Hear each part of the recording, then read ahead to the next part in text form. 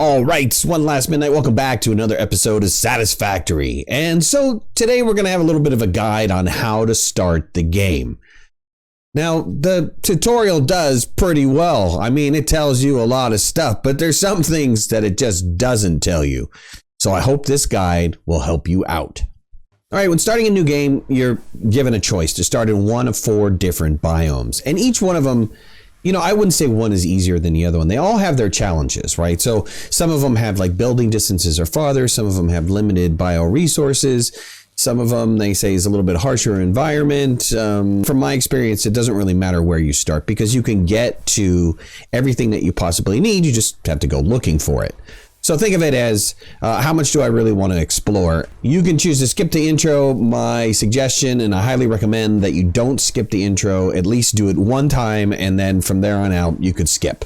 So for this particular series, we're going to be working in the Rocky Desert. I've never played that biome and I just wanted to try it. And so it's got limited biomass. So it's going to be a little bit challenging to get fuel to power my stuff in the beginning.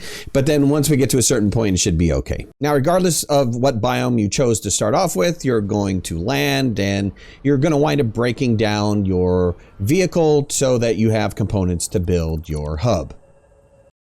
Make sure to immediately get your Xenozapper equipped. It does tell you that in the tutorial, but make sure you do it because right around the corner might be a creature that will attack you.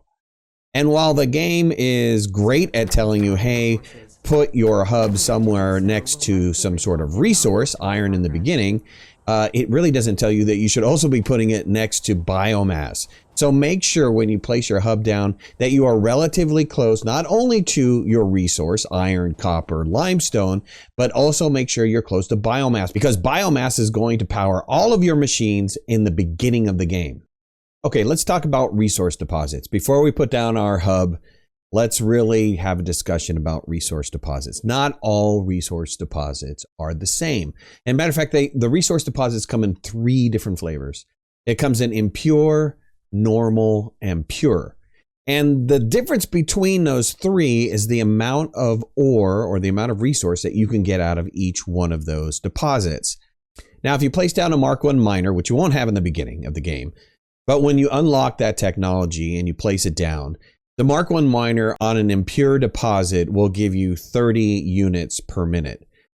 And then on normal, it'll give you 60, and on pure, it'll give you 120. So ultimately, what you're looking for when you're looking for resource deposits, or you're looking for the ones that say pure.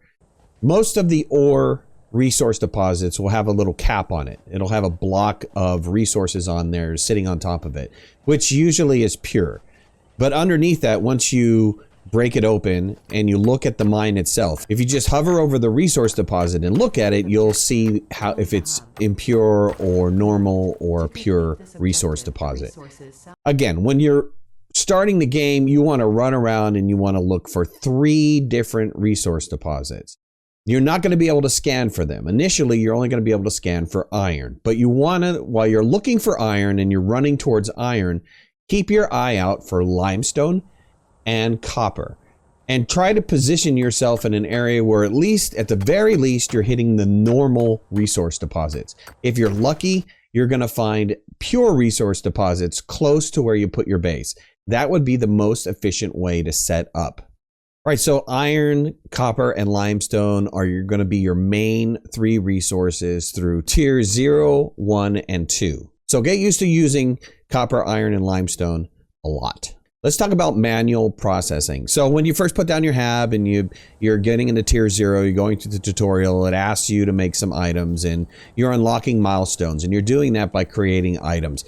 And at this point in time, you don't have a smelter or you don't have the constructor, so you're having to manually build items. All I want to say is this: manually processing items is something you should never forget about, because I've found that in the later tiers, it's even incredibly useful. Because there's going to be a lot of time when you're standing around waiting for resources to generate. So don't hesitate to get into the crafting bench and make whatever resources you need to make. Okay, once you unlock milestone 1, you're going to get the equipment workbench. You're also going to get the portable miner immediately. This would be the first thing you do. Make the equipment workbench and make 3 portable miners. 1 for the copper mine, one for the iron mine, and one for the limestone mine. Even though you can't do anything with copper or iron, maybe you can't even scan for them yet, it doesn't matter. Put a portable miner on there and start gathering resources on them immediately. Okay, after you get to the hub update 2 and you've unlocked it, you get two big things. You get the biomass burner that's added to your hub, and then you also get the smelter.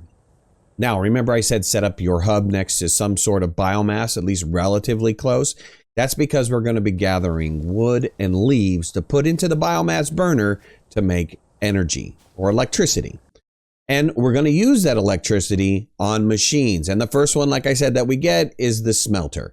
Now, we've been manually smelting our iron and copper at this point, and now we can start automating that process and we can put it into a smelter.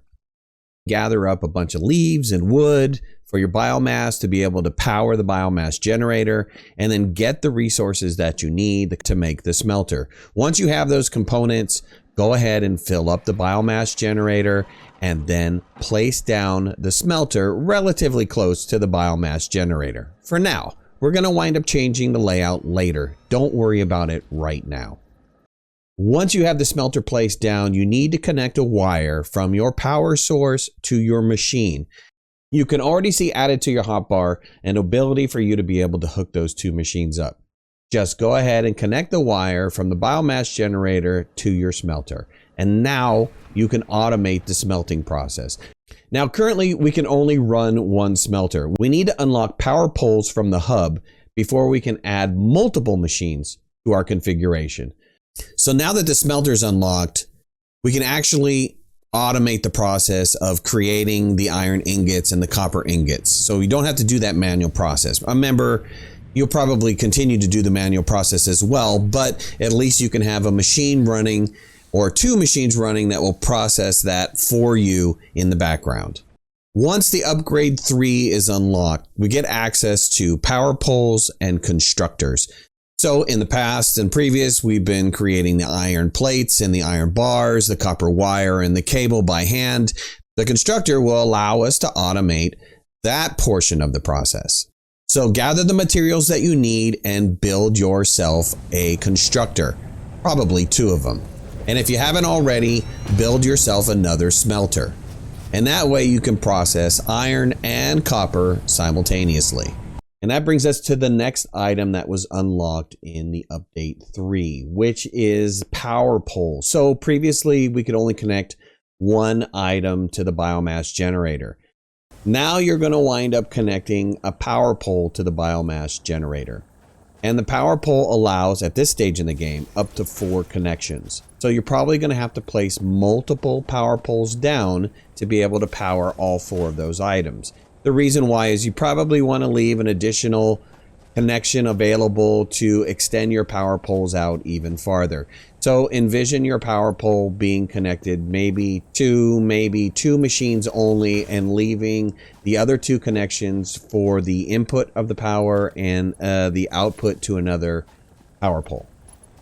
Okay, so that brings us to power. And if you haven't already, you should have been filling up your biomass burner, because if you notice, leaves burn extremely fast, and wood, while slightly slower than leaves, it still burns pretty quickly. The biomass burners only generate a certain amount of power per unit. So you need to stay on top of how much power is being produced as opposed to how much power is being consumed.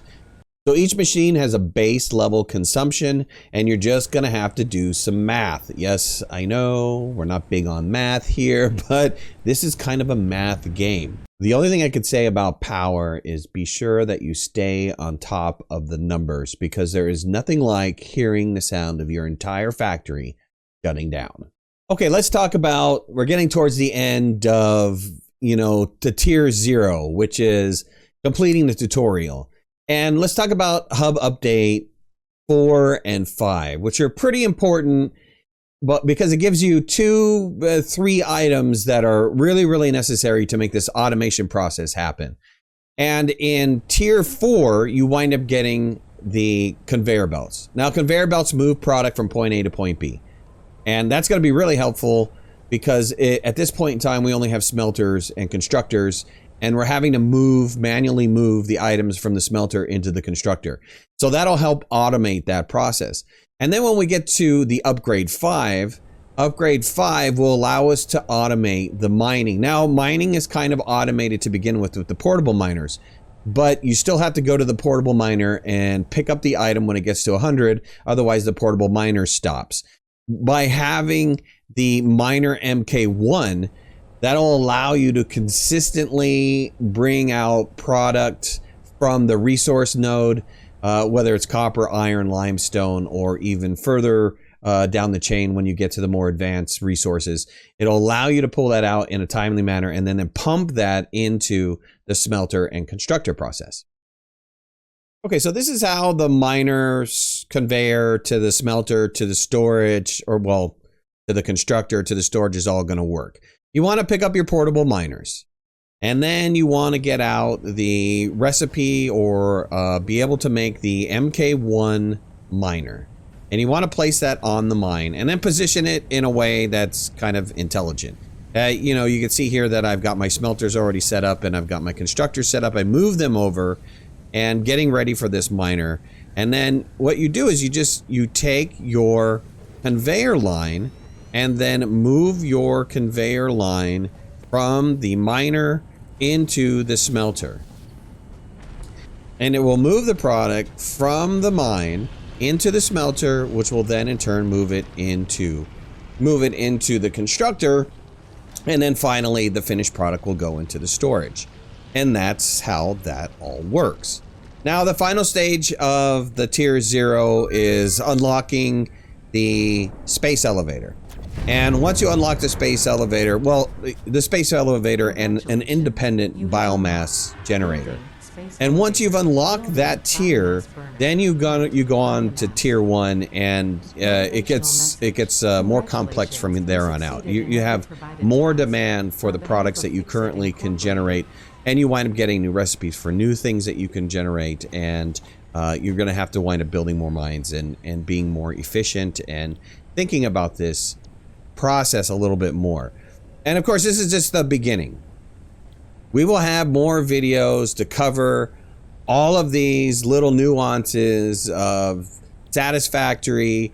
This was the beginning of it. This game, I have to tell you right now, I'm falling in love with this game. It's incredibly addictive. And when you try to, you know, get these pieces together, when you get them working together just right, you have this kind of harmony between your factory and the goals that you're trying to achieve, and it's a whole lot of fun. So I hope you guys enjoyed the video. If you did, hit that like button. If you're not a subscriber, please subscribe. We've got a great community of people here.